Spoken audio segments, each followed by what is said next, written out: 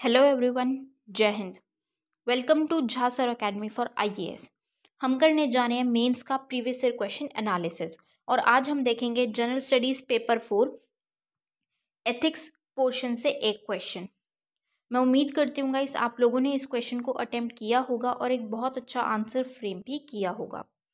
So guys आज एक बहुत ही इंटरेस्टिंग और बहुत ही ज़्यादा इंपॉर्टेंट टॉपिक के बारे में हम पढ़ने जा रहे हैं। एक हॉट टॉपिक, एजुकेशन। तो एजुकेशन गाइज एक ऐसा टॉपिक है जिसमें कहीं ना कहीं आपको क्वेश्चन किसी ना किसी सेक्शन में तो मिल ही जाएगा, किसी ना किसी पेपर में।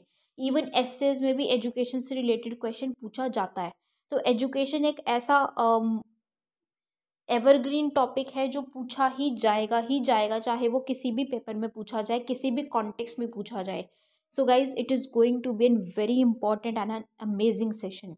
तो गाइज आपको आज बहुत सारे पॉइंट्स मिलने वाले हैं और आज हम न्यू एजुकेशन पॉलिसी जो 2020 में नई लाई गई है, इतने टाइम के बाद एक चेंज लाया गया है, तो उसके बारे में भी हम देखेंगे। तो बहुत ही इंपॉर्टेंट पॉइंट्स आज आपको मिलने वाले हैं गाइज, उनको अपने पास ज़रूर नोट करके रखिएगा। It will help you a lot in the near future. So guys session को शुरू करने से पहले जिन भी स्टूडेंट्स ने हमारा टेलीग्राम चैनल ज्वाइन नहीं किया है वो तुरंत डिस्क्रिप्शन बॉक्स में जाइए, वहाँ पे आपको लिंक प्रोवाइडेड होगा। उस लिंक के थ्रू आप हमारे टेलीग्राम चैनल को ज्वाइन कर सकते हैं और उसका बेनिफिट आपको ये होगा कि आपको हमारी सारी की सारी पीडीएफ्स का एक्सेस मिल जाएगा जो आप लोगों के लिए अपलोड कर दी जाती हैं हमारे टेलीग्राम चैनल पे, जैसे कि करंट अफेयर्स की पीडीएफ्स हैं या फिर ये जो हम मेंस का प्रीवियस ईयर क्वेश्चन एनालिसिस करते हैं इसकी पीडीएफ्स हैं। और उसी के साथ साथ आपको हर एक जो भी आप लोगों के लिए वीडियो लेक्चर्स अपलोड किए जाते हैं आपको उनका भी डायरेक्ट लिंक वहाँ पे प्रोवाइड कर दिया जाता है। और गाइज अगर आप अपने एग्ज़ाम्स की सीरियसली प्रिपरेशन कर रहे हैं तो मैं आपको कहूँगी कि आपको करंट अफेयर्स के लिए तो बिल्कुल परेशान होने की ज़रूरत नहीं है, बिल्कुल आपको टेंशन नहीं लेनी है, आपको कुछ अपना टाइम, मनी, एनर्जी कुछ इन्वेस्ट करने की ज़रूरत नहीं है। All you need to do is आपको सिर्फ रेगुलरली जो झा सर अकेडमी पे आप लोगों के लिए करंट अफेयर्स के वीडियो लेक्चर्स अपलोड किए जाते हैं, आपको सिर्फ कंसिस्टेंटली उनको फॉलो करना है। That is more than enough, क्योंकि हमारे करंट अफेयर्स से बाहर का आपके एग्जाम में कुछ भी पूछा नहीं जाएगा। और गाइज हमारा जीएस का भी pre plus mains batch run कर रहा है, आप उस बैच को भी ज़रूर ज्वाइन कीजिए। उसमें आपको 500 प्लस क्वेश्चंस की प्रैक्टिस कराई जा रही है। हमारी एक्सपर्ट फैकल्टी हैं, वो आपके आंसर कॉपीज़ को चेक करते हैं, आपको मिस्टेक्स बताते हैं और इम्प्रूव करने में हेल्प करते हैं। और उसी के साथ साथ आपको हर एक क्वेश्चन के रिगार्डिंग एक सैम्पल आंसर भी दिया जाता है और एक वीडियो सोल्यूशन भी प्रोवाइड किया जाता है with proper understanding. So guys अगर आप सिविल सर्विसेज के बिल्कुल सीरियसली प्रिपरेशन कर रहे हैं तो आप इन कोर्सेज़ को ज़रूर ज्वाइन कीजिएगा। ज्वाइन करने के लिए आप नीचे दिए गए नंबर 9713282838 पे व्हाट्सएप के थ्रू आप कोर्सेज़ की डिटेल्स ले सकते हैं और कोर्सेज़ को ज्वाइन कर सकते हैं। तो चलिए गाइज अपना आज का सेशन स्टार्ट करते हैं। हमारा क्वेश्चन है, education is not an injunction, it is an effective and pervasive tool for all-round development of an individual and social transformation. Examine the new education policy NEP 2020 in light of the above statement. शिक्षा कोई निषेधाज्ञा नहीं है, यह एक व्यक्ति और सामाजिक परिवर्तन के सर्वांगीण विकास के लिए एक प्रभावी और व्यापक उपकरण है। उपरोक्त कथन के आलोक में नई शिक्षा नीति का परीक्षण कीजिए। सो ये क्वेश्चन गाइस GS 4 से लिया गया है और ये क्वेश्चन यूपीएससी ने 2020 में पूछा था। तो जब हम इस क्वेश्चन की बात करते हैं गाइस, तो इस क्वेश्चन में हमें ये बोला गया है कि एजुकेशन एक इंजंक्शन ही नहीं है, मतलब कि एक निषेधाज्ञा ही नहीं है। ये एजुकेशन बेसिकली क्या है, ये एक ऐसा टूल है जो कि ऑलराउंड डेवलपमेंट कर देता है एक इंडिविजुअल, मतलब एक व्यक्ति की, और उसी के साथ साथ पूरी सोसाइटी की, जो वहाँ पे सोसाइटी है, समाज है, उसके परिवर्तन में भी ये एक महत्वपूर्ण टूल, एक महत्वपूर्ण माध्यम साबित होता है। ठीक है, तो इस कॉन्टेक्स्ट में अब यहाँ पे एजुकेशन की इम्पोर्टेंस को बताते हुए हमें क्या बतानी है, इसको हमें किसके उससे बताना है, न्यू एजुकेशन पॉलिसी के माध्यम से, मतलब न्यू एजुकेशन पॉलिसी के उसमें हमें एजुकेशन की इम्पोर्टेंस को बताना है कि एजुकेशन की इम्पोर्टेंस को रखते हुए, जानते हुए किस तरीके से न्यू एजुकेशन पॉलिसी में का फ्रेमवर्क रखा गया है। न्यू एजुकेशन पॉलिसी में वेरियस चीज़ें लाई गई हैं, वेरियस क्लॉज मेंशन किए गए हैं। तो वहाँ पे हमें किस तरीके से एनईपी को रखना है, एजुकेशन की इम्पोर्टेंस को बढ़ाते हुए कि भाई वो पूरी ऑलराउंड डेवलपमेंट करते हैं, इंडिविजुअल की भी और सोसाइटी की भी, राइट। तो चलिएगा स्टार्ट करते हैं अपना answer. The new national educational policy 2020 has been recently announced by the government of India. NEP 2020 is novel in many ways that can help develop an individual and social transformation.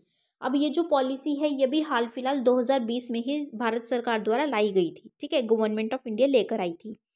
अब ये बहुत ही एक नए नए तरीके से लाई गई है जिससे कि ऑलराउंड डेवलपमेंट हो सकती है, मतलब कि डेवलपमेंट होगी किसकी, विकास किसका होगा, एक इंडिविजुअल का, एक व्यक्ति का भी, और जो समाज है हमारा उसका भी होगा, उसमें परिवर्तन हमें देखने को मिलेगा।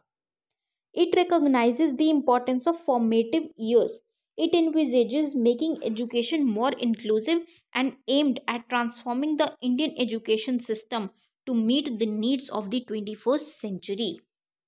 अब क्या चीज़ देखी गई, NEP 2020 ने किस चीज़ को देखा कि भाई जो इम्पोर्टेंस है, मतलब कि जो फॉर्मेटिव एज जैसे साल दर साल जो बढ़ता जाता है वो हर किसी की लाइफ में, इंडिविजुअल के लिए, सोसाइटी के लिए कितना ज़्यादा महत्वपूर्ण होता है, ठीक है। और एजुकेशन को ज़्यादा से ज़्यादा इंक्लूसिव बनाने पे ध्यान दिया गया, और ये ध्यान दिया गया, ये एक उद्देश्य रखा गया कि जो इंडिया की एजुकेशन सिस्टम है, इंडिया की जो शिक्षा प्रणाली है, उसको किस तरीके से हमें उसको इस तरीके से परिवर्तन करना है जैसे कि आज के टाइम पे 21st सेंचुरी में उसकी ज़रूरत है। तो उसी तरीके से उसको हमें चेंज करना है, उसके अंदर ट्रांसफॉर्मेशन लेके आना है आज के टाइम के अकॉर्डिंग, आज की नीड्स के हिसाब से, आज की इम्पोर्टेंस, आज की जो एस्पायरेशंस हैं, आज की जो डिमांड्स हैं, उनके अकॉर्डिंग उसमें चेंजेस लाने टाइम टू टाइम ज़रूरी हैं। तो उसी को देखते हुए NEP 2020 लाई गई है। अब new national education policies vision of individual and social transformation, कि क्या विजन लाया गया है या किस विजन से लाई गई है, किस विजन के साथ, ठीक है, किस लिए कि भाई एक इंडिविजुअल का और एक सोसाइटी का ट्रांसफॉर्मेशन हो, उनका परिवर्तन हो, और उनका हर तरीके से, हर एक एंगल से उनका विकास हो, डेवलपमेंट हो, ऑलराउंड डेवलपमेंट हो उनका। First is recognizing the importance of formative years. In adopting a 5+3+3+4 model for school education starting at age 3, the policy acknowledges the formative years primacy from ages 3 to 8 in shaping the child's future.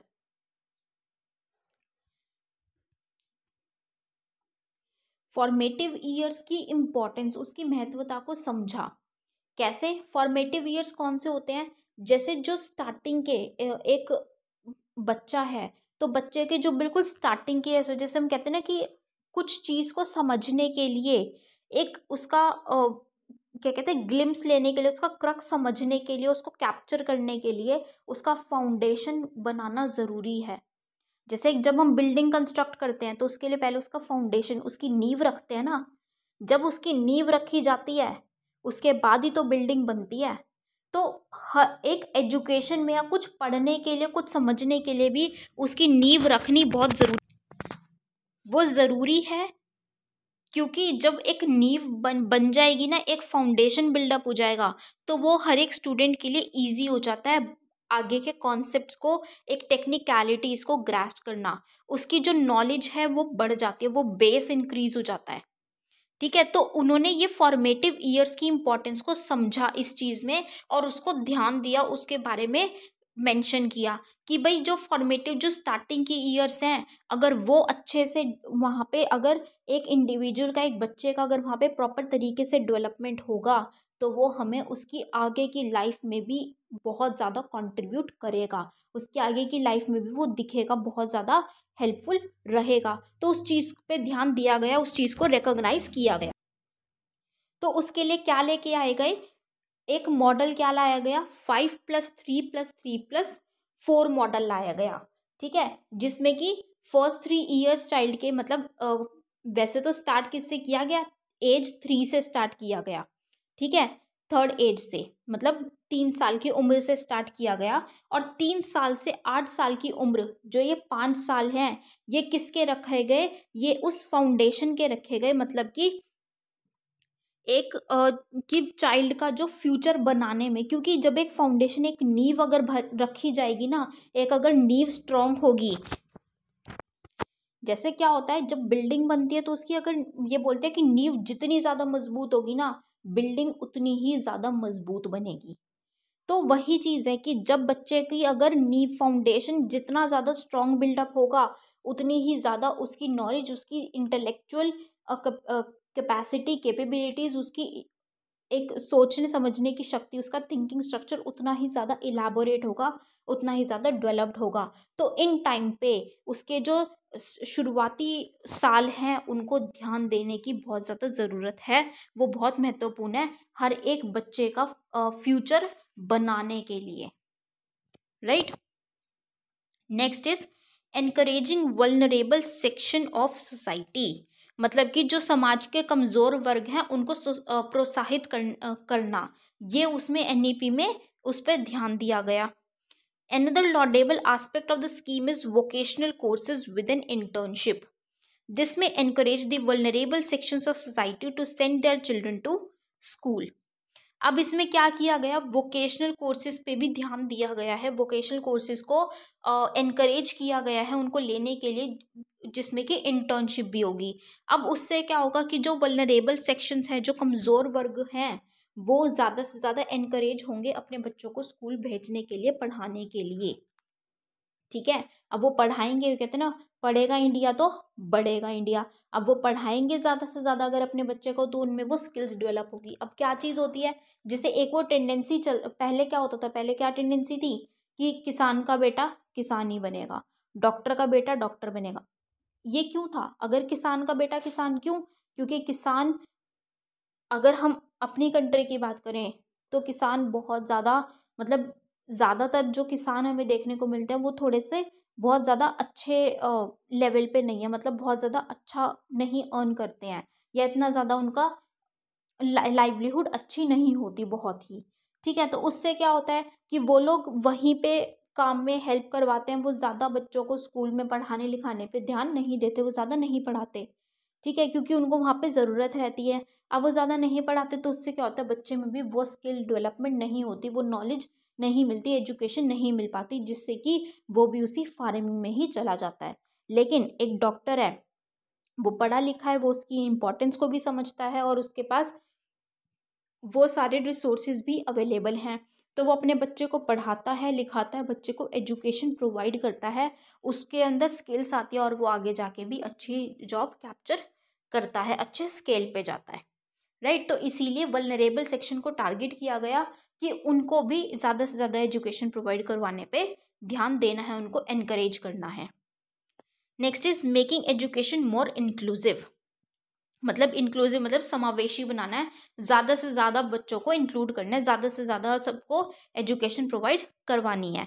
The NEP proposes extending the right to education RTE to all children up to the age of 18।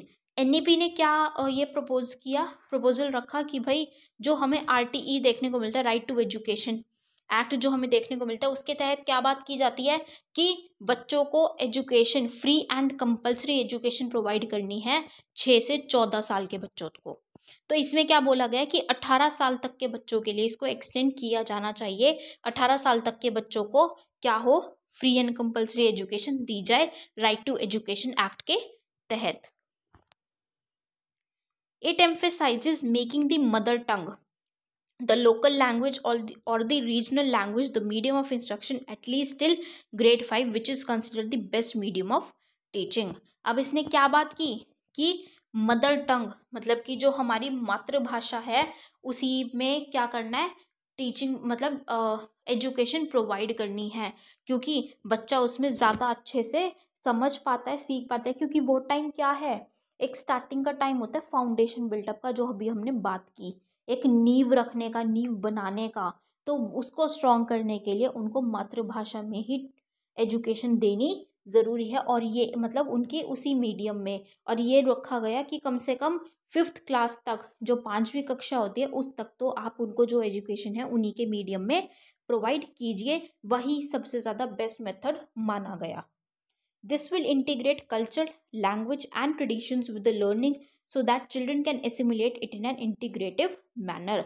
अब वो क्या करेगा, उनके learn मतलब उनके याद करने से, मतलब लर्निंग के साथ साथ, उनके पढ़ाई के साथ साथ वो कल्चर को भी इंटीग्रेट करेंगे, अपनी लैंग्वेज को भी लेके चल रहे हैं, अपनी ट्रेडिशन, अपनी संस्कृति को भी, परंपराओं को भी लेके चलेंगे। तो उससे बच्चा क्या करेगा, बहुत सी चीज़ें सीखेगा, लेकिन इंटीग्रेटिव मैनर में, कि सबको इकट्ठा करके, सबके साथ सभी चीज़ों को लेके वो सब कुछ चीज़ें सीखेगा। ठीक है। Next is departure from silos mentality, कि एक वो जो एक रिजिड थिंकिंग होती थी ना, रिजिड सोच होती थी कि नहीं नहीं ये तो ऐसा ही होगा, नहीं ऐसे ही करना है हमें, तो उससे छुटकारा देने पे बात की गई। Another key aspect of school education in the new policy is the breaking of strict division of arts, commerce and science streams in high school. This can lay the foundation for a multidisciplinary approach in high education.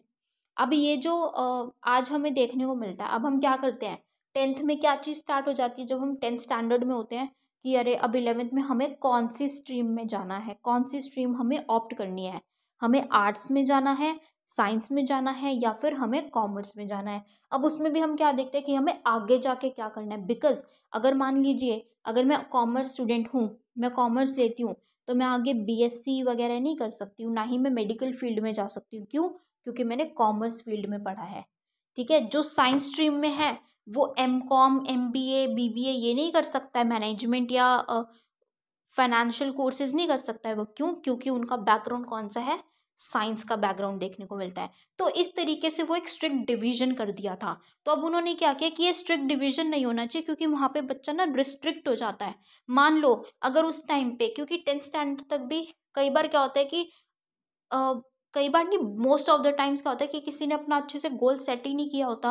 अब उनको बाद में जाके realise होता है कि अगर मान लो उन्होंने कॉमर्स ले लिया कि अरे यार मुझे कॉमर्स नहीं लेना था, मुझे तो ये करना था। वो बाद में जाके अपने इंटरेस्ट को रियलाइज़ करते हैं, समझते हैं कि अरे मुझे तो ये करना था, क्योंकि मुझे ये बनना था, मुझे इस फील्ड में जाना था। तो उससे क्या होगा कि वो लोग बाद में स्विच नहीं कर पाते। तो उसको ख़त्म करने के लिए उन्होंने क्या किया कि ये डिवीज़न को हटाओ, जो बच्चा जो पढ़ना चाहता है वो सब्जेक्ट ऑप्ट कर सकता है, पढ़ सकता है, और आगे जाके भी उनके लिए ये ऑप्शन अवेलेबल रहेगा कि वो कहीं भी कोई भी इंटरेस्ट अपना चूज कर सकते हैं। Next is education and social justice, शिक्षा और सामाजिक न्याय। NEP recognizes education as the most effective way for social justice. Thus, NEP calls for an investment of about 6% of GDP jointly by the center and the states. अब NEP ने क्या चीज़ देखी और किस चीज़ पे गौर किया कि एजुकेशन जो है वो सबसे ज़्यादा एक इफ़ेक्टिव, प्रभावी तरीका है सोशल जस्टिस लाने का, सामाजिक न्याय को लेके आने का। तो इस चीज़ को देखते हुए उन्होंने क्या चीज़ रखी कि भाई 6% की 6% ऑफ जीडीपी, मतलब जितनी भी जीडीपी होगी उसका 6% किस पे इन्वेस्ट किया जाना चाहिए, एजुकेशन पे इन्वेस्ट किया जाना चाहिए। जो कौन देगा, जॉइंटली सेंटर और स्टेट मिलके देंगे, वो इन्वेस्टमेंट सेंटर और स्टेट मिलके करेंगे। तो जीडीपी का 6% एजुकेशन पे ही इन्वेस्ट किया जाना ज़रूरी है, क्योंकि एजुकेशन एक इतना प्रभावी तरीका है, इफेक्टिव टूल है सोशल जस्टिस को लाने के लिए और इंश्योर करने के लिए। राइट। सो ये गाइस हमने क्या पढ़ा कि एनईपी में क्या क्या ऐसी चीज़ें हैं, एनईपी किस तरीके से इंडिविजुअल और सोसाइटी के ऑलराउंड डेवलपमेंट में काम करता है, उसके ट्रांसफॉर्मेशन पे काम करता है, कितना ज़्यादा इफेक्टिव टूल है ये। Now on the concluding note we can say कि जैसे हम जानते हैं अब ये जो नेशनल इकोनॉमिक पॉलिसी लाई गई है 2020 में, एक बहुत नए नए तरीके से नई सोच के साथ लाई गई है. तो it aims to make the education system holistic, flexible, multidisciplinary, aligned to the needs of the 21st century and the 2030 sustainable development goals. कि ये किसके लिए लाई गई है कि जो एजुकेशन सिस्टम है उसको समग्र बनाना है, हॉलिस्टिक बनाना है, फ्लेक्सिबल बनाना है. मतलब कि जो आज के मतलब जिस तरीके से रिक्वायरमेंट्स है, जैसे जैसे नीड्स हैं, नीड्स अराइज होती है, ज़रूरतें आती हैं, उसके हिसाब से उसको चेंज किया जा सके. फ्लेक्सिबल बनाने पे मल्टी डिसिप्लिनरी की एक स्ट्रिक्ट डिवीजन मत रखो, सब कुछ रखो कि कोई भी बच्चा कुछ भी चूज़ कर सकता है, किसी भी स्ट्रीम में, किसी भी कोर्स में, किसी भी प्रोफेशन में वो जा सकता है.